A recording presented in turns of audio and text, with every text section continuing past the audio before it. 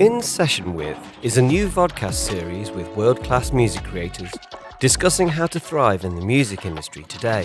This vodcast is hosted by Session, the collaboration app for creators. So, hello and welcome to In Session With. I'm Tom Gray, and you are the remarkable Steph Marziano. Never heard the word remarkable. Well, I'm going to use the word. I'm going to use the word remarkable. You are a writer, producer, mixer, engineer, and by the looks of everything you've done, thoroughly and all-around overachiever. Let's be clear. You've got credits. I was going through it. It's amazing the stuff you've got. That's really sweet. It is, though, with Sam Smith, Radiohead, FKA Twigs, The National, the solo work of Paramore's Hayley Williams. You've recently been working with the Wombats and Tegan and Sarah. I love so much of the music you've worked on. Anyway, very cool. Welcome. Thank you for being here. Thank you so much for having me. I appreciate it. It's a really fancy list of acts, actually. And I know you must love them all like children. They are. Obviously. Yeah. But come on, who's your favourite?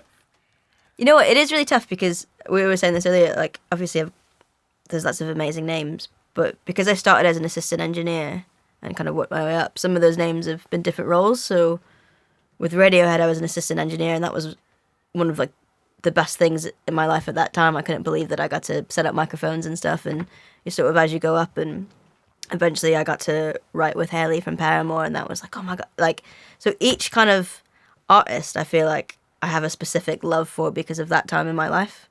Yeah. Well, I guess, you know, you've been, music's been your bread and butter for quite a few years now. Yeah. And obviously it's been my bread and butter for quite a long time too. But, like, I think one of the most wonderful things about music is that it brings us together with all these different people with incredibly diverse backgrounds. Yeah. And different, you know, different genres that they work in. Like, what is your journey? How did you get here? So I grew up in the States, and I always loved music. I was a really bad drummer, though. So they're my favourite kinds of drummers, to be always fair. Slightly out.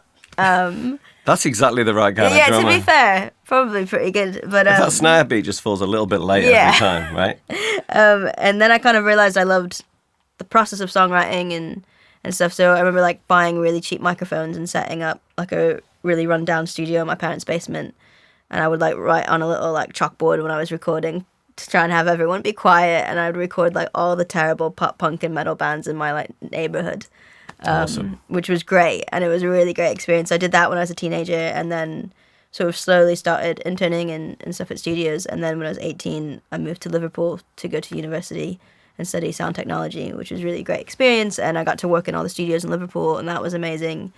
And then after that, sorry, it's a bit of a long-winded journey. After that, I went to London and started assisting at bigger studios, and kind of at some point realised, as much as I loved the technical roles, my passion was in the creative roles, and kind of sidestepped into producing and writing, and from there, really. So it's kind of been a bit of a mad journey where I've always had music first, I guess.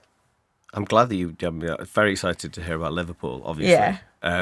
Did you work in Park Street at all? I did work in Park Street. That was, like, one of my first studio jobs was Park Street. Because that's funny, you know, obviously I went from, like, recording on a 4-track to then working in Park Street. Like, it's very amazing. similar You probably did the same job. Same job. Sort of on paper. Yeah. Or I should say on the internet, because what's paper? It's, you know, it's interesting to me that you appear to be someone who has come at this from the technical engineering side of music production, but you've emerged, or you've sort of been recognised now on the programmer, arranger, writer side, and which is a completely different side of the equation, really. Definitely. And you know, that seems like a brilliant journey. Might be interesting, I think, to figure out how you jumped across that divide, because that's really fascinating thing about you, because people usually are one thing or the other, and you're both. Definitely. To be honest with you, it was a tricky transition. Like, when I was an engineer and mixer, probably had way more of a stable life. And people knew me as that, and that was great, but I'm really fortunate that I had all these skills, but I'd just be in the songwriting. I'd be in the sessions engineering for the songwriting and being like, that's where my passion lies. I was an assistant engineer for Sam Smith, and it was the best experience I could have ever had because I got to watch them and Jimmy Napes write songs for a year. Every day I'd watch them write a song. It was the biggest masterclass I could have ever had. Wow. And I was like, I want to be doing this. And at that time, I had just produced my first album, and I was sort of like doing the production thing on the side. And then eventually, I just sort of take like a calculated risk, I guess, and be like, well, if I want to be seen as a songwriter, and I want to be seen as just a songwriter producer, but like without the engineering side, I actually have to stop engineering completely. And turning down work was so weird. So for a while, when I first started professionally songwriting, I was like supplementing that income with doing engineering and mixing in order to like rent a small tiny studio to do writing as whenever I could, and kind of like almost thinking about the engineering and mixing as like a side hustle to songwriting. And eventually that gap got bigger and bigger, and I got to focus on songwriting and producing. But it was a really weird thing to convince people, oh, but Steph, no, you engineered our vocals, like you're not a songwriter, like, and having to convince people that I could do that as well.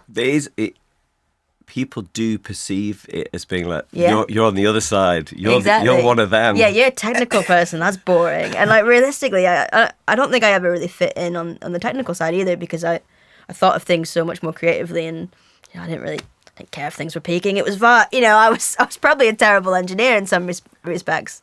I very much doubt that. Yeah, I mean, you made sure the drums were recorded well. The drums always sounded good. That's the main thing. But yeah, so I kind of had to like. It was a really weird headspace that I had to kind of tell people I didn't do that. And now I'm in a fortunate position where all of those skills and those years of trainings and working at studios and stuff has helped me so much now, because when I'm writing the word demo is irrelevant anymore now. So when I'm doing a writing session with someone and I can do a really good rough mix in 10 minutes and then they end up using that as the final production, it's like a really incredible skill to have, because it means labels and management will hear something already sounding that extra 10% better than if it was just like, quick, let's just record it and put a big plugin on it and it's done. Yeah, for sure. I kind of have the skills to spend a bit of time and make something sound a bit better.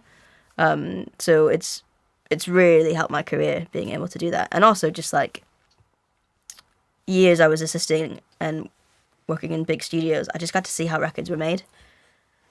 And so are you now being sort of brought in as a writer producer directly, and that's so you're getting a production fee and you're writing. Exactly, it's a really fortunate. So a lot of times it'll start as a writing session and then it'll end up going into cool, we're gonna officially use this, and we might need a day at another studio for you to finish the production, or something like that. So it's a great combo for me. I think it's where my skill set lies the most. Yeah, occasionally I mix the thing as well, but I'm trying to stop that. I gotta let go of control at some point. Yeah, but I guess if you're a talented balance engineer as well, then like why wouldn't you? Yeah. Right. It is good to let go, I think. That's. And how have you found?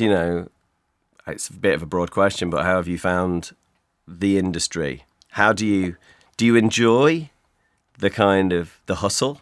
I kind of love it. Yeah. But I remember at one point, I've been with my partner now for 10 or 11 years, and I moved to London for a couple of years. And at one point, you found him in Liverpool? Yeah. Oh, nice. Spotted him in Liverpool. And then this was maybe 4 or 5 years into the relationship, and I just produced my first album.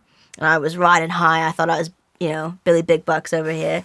And he said to me, he's like, you've really hardened.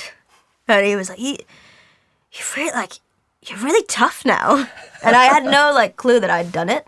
But the music industry, especially when you're first starting out, those first few years of being a studio assistant and working 20-hour days, 7 days a week, and doing night shifts and all those kind of things. And also, sometimes in the old school music industry, they didn't treat people as well as they should do. And, having all those things, it does tough for you. But I think as I got through that bit and loving the hustle, and I'm a workaholic, and I absolutely I'm really fortunate that I love my job. So the best thing for me to be in this is in the studio and chatting to musicians, and so I found it really good. But that doesn't mean I've obviously sacrificed loads and you've had to work really hard. But I love that about it. I love the hustle. Yeah, well, it's it's not surprising that most of the successful people you meet in music are workaholic perfectionists. Yeah, exactly. It's like, oh, yeah. Like, how did you get here? Yeah.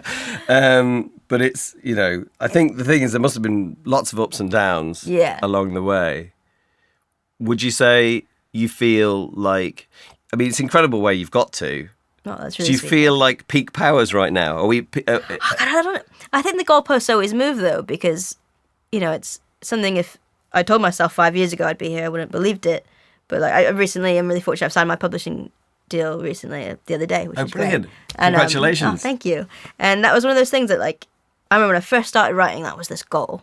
I'm going to get to this point where I'm going to have multiple publishing offers and I'm going to sign in, and my life is going to change, and that's when I'm on easy street. It's like, when you think when you're signing a record deal, your life's going to get easier. Yeah. And it does not, that the work starts there. And I remember having that, and when you always get to those things, it's like, well, what's next now? All right, I've done that thing, now I've got to work with this, and so I think I have to really force myself to stop and be like, oh no, that's an amazing achievement that I've worked really hard for, and sort of like you said, look back and be like, oh, I've done some great things and I've worked really hard for this, but it's almost impossible to have perspective. It's so hard. I mean, you saying there's a list of credits, I would have never thought of it like that, and then it's kind of nice hearing the names and be like, oh no, that's cool. I've worked hard.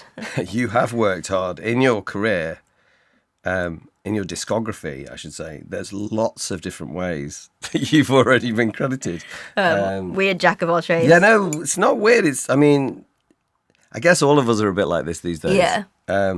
But yours is pretty ostentatious. Writer, producer, mixer, engineer, assistant engineer, programmer, etc. How have you gone about making sure everybody else gets all of those credits right? And I suppose more ostensibly, how do you do that now? Because I guess quite a lot of the time you're now more of the boss in the room, making sure that everybody else's credits get. Yeah, it's nice being on that end because I remember what it was like being that assistant engineer working those 20-hour days and not getting a credit on the record, and how devastating it is in those moments. So now to be on the other side of that, I'm really geeky and I have a spreadsheet, and I'm like, give me your full name, what you want credited as, and every single person who's a part of the recording, because it means so much to everyone to be a part of it. And I think, truthfully, the role of a producer is much more than just making the artist have a great time, musically have a great time. It's making sure everyone who's a part of it feels comfortable and feels valued. So if I could make sure my assistant engineer and engineer feel valued, they're going to do a better job as well. So crediting them is part of making them feel valued. You sound incredibly human for someone in the music industry. I want to work with you. Let's do it. This is why you're getting so many credits, Steph. This is why you're getting so many credits. So I think that's really important because, everyone is a part of it, and it doesn't matter. A hierarchy is just pointless to me. So I think that's really important. But there's so many records that you don't get credited on, and that's really tough, especially now. Obviously, I'm really fortunate that my name does come up on the Spotify credits, but those times when you're like, oh, but I did additional production and it doesn't, or years ago when they didn't even have that, it's really tough. So there's loads of artists that I've worked with recently that are making big posts that say, here's what everyone did. So when Hayley's record came out, they were really good about the credits, and with every single song they'd have a poster on Instagram or wherever there's here's literally every single credit on this record, to the point of the studio runners, and it was amazing. And I've seen more and more artists do it to make sure that everyone feels like their work is valued. I think is really important. I think what it boils down to for me is recognition. Exactly. And recognition works in two ways, doesn't it? Yeah. It isn't just recognition of your name so that you have a professional, more professional opportunities, but it's also, that sense of value you get from recognition. It has two sides to it. 100%. But, songwriting, as opposed to all those other bits and bobs you do, is a sort of unique area of the creative process because, how you're paid is not based on your job title. Yeah, it's weird. But you don't get paid for it. But rather by how much of a contribution you are determined to have made to the song, right? Which can sometimes be a negotiation. So, I'd like to ask, when you're doing songwriting specifically, and I know some writers find this a little bit uncomfortable, so, just tell me to piss off if you don't want to hear it. But how do you record the credits or go about defining the splits? So there's like a couple of schools of thought, I guess. Like the one term that I mostly probably use is like, they call it the Nashville Rule. I'm sure you probably know about it, but for the people that don't, it's just everyone who is in the room that day writing that song gets an equal cut. So for the most part, sessions tend to work like that in London, at least for me. But then also sometimes it's different. I've worked with artists that they specifically want to do lyrics and melody, and the other songwriters are doing the music thing. And obviously, while it's all a collaboration, they make sure to keep that to themselves because that's where their artistry is, and that's fine. And then so the splits might be slightly different.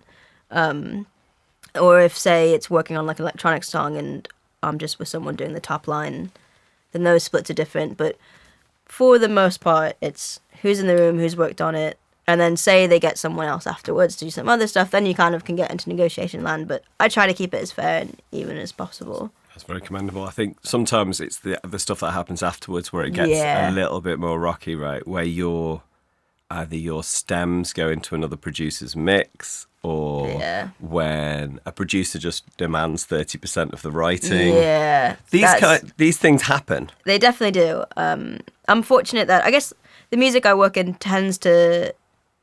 I'm always slightly left of centre pop, so it tends not to do that stuff as much. But, yeah, the stems thing I remember finding really strange for ages. Because it's like, all right, so so-and-so's asked for stems, and, well, that's my work, so I should be charging. But, oh, no, they just want MP3 stems because they want to get started with another producer. It's like, well, okay. But then I remember, like, to be honest, loads in my early career of songwriting, it used to really upset me, but I'd do a really good demo of a writing song with someone, and then the final production would come out, and it's like an exact replica of my production, to the point where I'd get texts from the artist being like, oh, what plugin did you use on the guitar?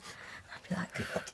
And it's one of those things, it's like, oh, I get it. At that point, I didn't have a big enough name to maybe use me as the producer, or whatever reason, and it would be so, and legally, it was a different recording, so it's not like I could claim production on it, but it would be so heartbreaking, because it'd be like, oh, I did so much work, and I've sometimes been, like, as my career's gone on, I've been on the flip side of that as well, so I've kind of, like, learned to, like, be like, it's just part of the music industry and trying to credit people. So I think ad production has been really helpful for people getting at least some form of production credit, but it's a really tricky balance, and I'm sure music lawyers could argue it for a long time. It's precisely that, but it's really hard to kind of make sure that there aren't really any protections. Yeah. Right. And that's, which is why it's so hard, which is why, you with your chalkboard, writing down all of the names of everyone in the studio in the first place, in the first instance, is so effective. Yeah, exactly. Because, if that gets 2 or 3 places further down the chain, and that producer doesn't know who played on that track, then what? And that's, it's so sad to those session players who did put a lot of work in, and I think, it's just really important to make sure everyone, like, as we said, feels valued and has their work credited. It has been a sort of amazing career thus far. Oh, that's right. And, a boring question I should probably ask you is something like, do you have any advice for up-and-coming creators? But what I'm sort of more interested in, really, is if you could go back and give yourself advice, what would that be? I don't know. Where do you feel like you've made mistakes? Because I feel like the most interesting things about people are the mistakes they've made. Yeah, I love that. Right. So, like, and I think that obviously everyone takes a huge positive and makes something constructive out of those mistakes. Yeah. It's just sometimes it would have been nice to avoid them, right? Yeah, definitely. That would have been nicer. Sometimes I wish I maybe like got into songwriting earlier. Like whenever I meet those like really cool hip 21-year-olds that are like probably younger now, 17-year-olds. They're nauseating. Yeah, 10-year-olds at this rate that are like incredible at Ableton and can just do mad things that I can't do. I'm like, why did I spend all those years engineering in a studio? That was pointless. No one cares anymore. Like, no one cares what you can do with a microphone. They want to hear what like. Look how fast I am on Pro Tools, though. Yeah, look how fast I am. Look. I sometimes I'm like, man, maybe I should have done that. But I'm also really grateful I did that because it gave me an amazing training that a lot of people don't get to have these days. But I guess weirdly, instead of like mistakes, I would have just kind of told myself it would be okay and to like not. I remember my first big studio job in London. It was working for quite like a demanding studio, and it was really tough. And I took it so intensely and personally, and I remember just being like at the point of breakdown all the time because I was working crazy hours and all those things, and thinking that this was it. I just have to be an assistant engineer, and I have to do it. And whereas like now I'm like, oh my god, that was not almost insignificant of my life because that was the thing that got me started, and that's how I ended up getting better credits and stuff. But I'm like, oh, I should have just enjoyed for what it is. It's you work really hard, but then at the end, you know what I mean? You can leave it. But I think I took it so intensely. But I mean, I've been doing this for like probably nearly as long as you've been alive, and I still feel like an imposter. Yeah. So like, I get that. So like, how do you, even now, how do you sort of get past that confidence thing? I think I get into a really like fight or flight mode before a session. I don't know if you get like this. But oh yeah, I'm terrible. I'm like pumping myself up, listening to the Rocky theme song. I do. I like have like drinking raw eggs. Yeah, you know. Yeah. Bulking up, but I remember. Right, so I flew to Nashville to work on the Hayley Williams record, and I'd met Hayley in like a really random chance way of she was a fan of an album I produced with Danae Moore, who's an incredible artist, and Danae called me and me and Danae had written a couple songs that we wanted to, like, because Hayley had reached out on Twitter, we kind of like had a vague knowing of who she was, but not like we didn't know her personally kind of thing. But then I remember Danae called me, it was like, I'm in LA, Hayley's gonna come for a session, and I was like, I can come.